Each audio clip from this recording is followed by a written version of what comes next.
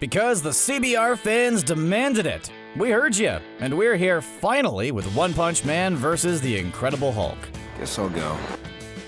There are perhaps no characters out there who are as known for their unbeatable status as Saitama and the Hulk are concerned. In fact, that very issue causes both of them quite a lot of grief. You see, Saitama used to be an ordinary man who dreamed of one day getting into epic superhero showdowns. Once he finally got in the cape and tights, however, he learned a horrifying secret. He was too dang good at being a superhero.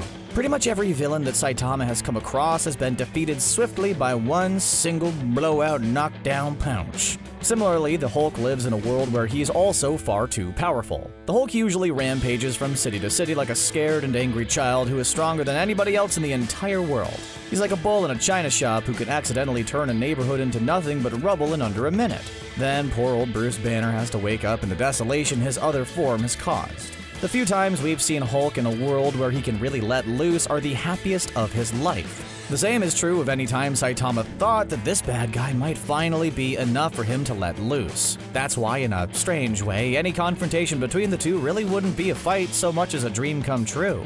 Finally, neither one of them has to hold back.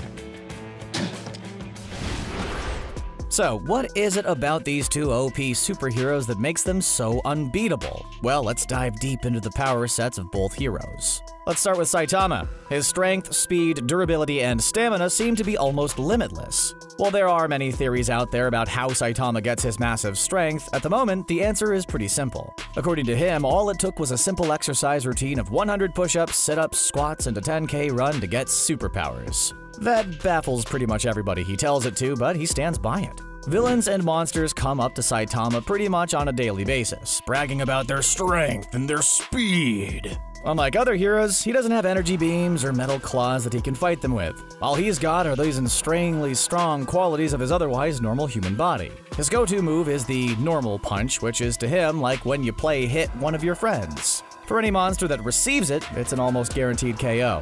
In the end, each one goes down the same way. One punch to finish them all. The showdown he had with Lord Boros made it seem like he was fighting at his best, but even that was him holding back. He was able to take on the most powerful warlord in the galaxy all without showing his true power. Saitama hit Boros with a serious punch that was so hard that the clouds parted all the way around the world. What's crazy is that Saitama made it seem like this was also him holding back. How is that not your most powerful punch? Looking at that alone, it seems like a pretty one-sided showdown. We've seen Hulk get beaten up many times before, but never Saitama. As long as the Hulk doesn't show up when there's a sale going on, this is another one-punch classic, right? Well, the Hulk is a bit more complicated than that. You see, the un-Jolly Green Giant varies wildly depending on which Hulk you're talking about. If we're talking about the MCU Hulk, Saitama wouldn't even break a sweat. It's honestly doubtful whether Thanos with the full Infinity Gauntlet could handle Saitama, and he took down Hulk easily. Seriously, we never saw that Hulk come out again. Thanos literally beat the original MCU Hulk out of existence. The comic book Hulk is an entirely different story. Bruce Banner isn't just a guy who got hit by gamma radiation and became a big green monster.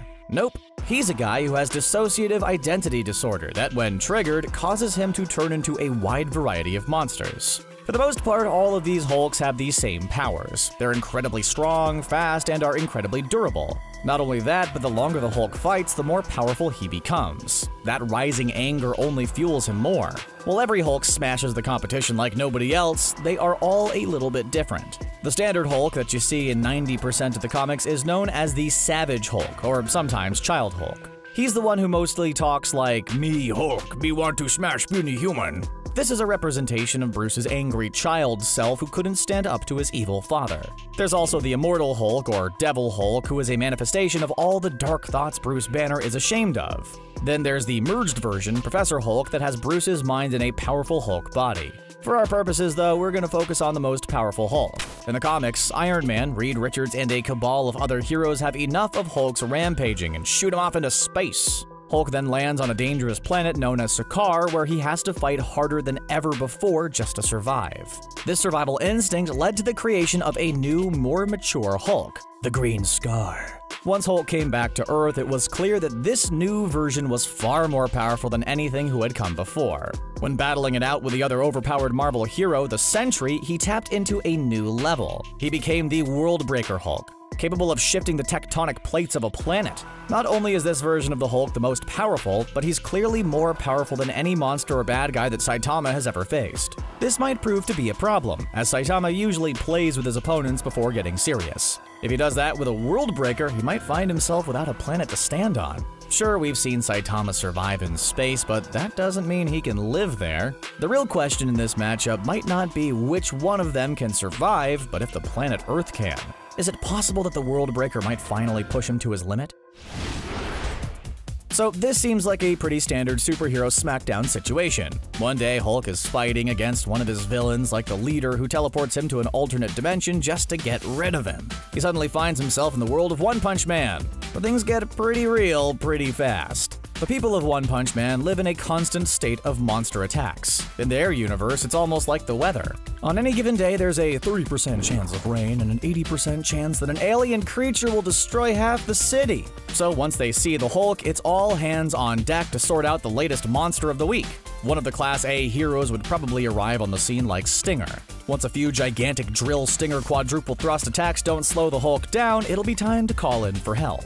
Just like with the Deep Sea King, Lightning Max, Putty Putty Prisoner, and even Sonic will take on Hulk to little success. Speed of sound Sonic might even get low-keyed as Hulk slams him into the ground until he's beaten. Maybe that's just a thing that I really want to see someone do to him. Once it reaches this point, it'll probably catch the attention of Saitama and Genos, likely while they're eating or shopping. Genos, always eager to prove himself, will probably jump in first. He can shoot all the spiral incineration cannons he wants to at the Hulk, but it's not gonna slow the guy down. After Hulk is done with whatever's left of Genos, Saitama will get excited. The two will probably throw hands for a little bit, just to get each other's rhythms before Saitama makes a true introduction. He'll toss one of his normal punches. This will send the Hulk flying, much to Saitama's dismay. Only he doesn't know the #1 rule of squaring off against the Hulk. Don't make him angry. You won't like him when he's angry. It doesn't take long for the enraged Hulk to bounce back and strike Saitama with increased strength and speed. This will likely surprise Saitama, allowing the Hulk to get more than a few good hits in. Once that's done, though, Saitama will get serious. He'll quickly realize that the longer the fight goes on, the stronger the Hulk will be. He'll unleash his super rare Serious Punch. This is going to be more than enough to take out the regular Hulk. In fact, it could even be enough to send him flying into space. For Saitama, that'll seem like the end of it. For Hulk, that's the end of round 1. While the hero who punches once continues his depressing journey of apathetically slapping around every mediocre monster from the multiverse, Hulk will have found a new life. If the One Punch Man world has taught us anything, it's that alien planets in that universe probably make Sakaar look like Hawaii. That's not a bad thing for Hulk, though. In that kind of environment, the Green Scar will thrive. If we follow the Planet Hulk structure, he'll have conquered whatever planet he was on and will be ready to return to Earth for revenge. The Green Scar's armies will descend upon the Earth, allowing for other heroes to get a little piece of the glory. None of them are the main event, though, as Hulk waits for his true enemy to arrive. Knowing him, Saitama's likely back to doing something mind-numbingly normal like cleaning his super suits at the laundromat. That is when the commotion will stir him, and he'll smirk. Finally, a true enemy is back for more. Saitama will quickly clean up the remnants of the Hulk's army, like he's a street sweeper, and they're candy bar wrappers. That is when the Hulk will come out, ready to end Saitama for exiling him on a dangerous world. Hopefully, somebody thinks to evacuate that city, because once these punches start flying, that place is gonna get wrecked. Each punch and attack will send the other into the air, only for them to quickly recover and attack again. It'll basically be like the Lord Boros fight, except for Saitama will actually have to take it seriously. That's because each one of his blows pushes the Green Scar closer to his ultimate form, the World Breaker. The very world will be trembling beneath Hulk's feet, as he fully unleashes his real power in a world he has no stakes in. I imagine it would feel pretty freeing to be on an Earth with no Avengers or Betty Ross to worry about.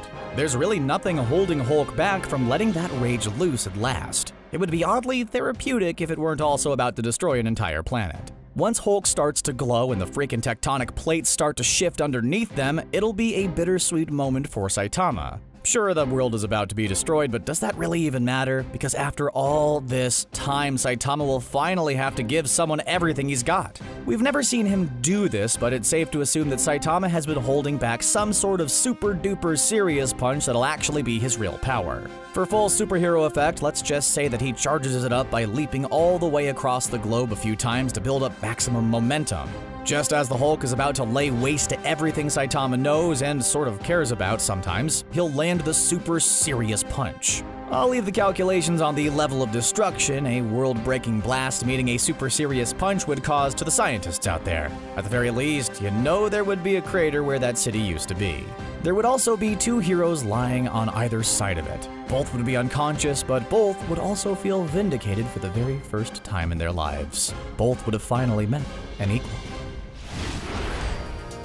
And there you have it, guys. Hulk versus Saitama. Who do you think would win, and which fight would you like to see us do next? Let us know in the comments, and don't forget to like and subscribe to CBR for more.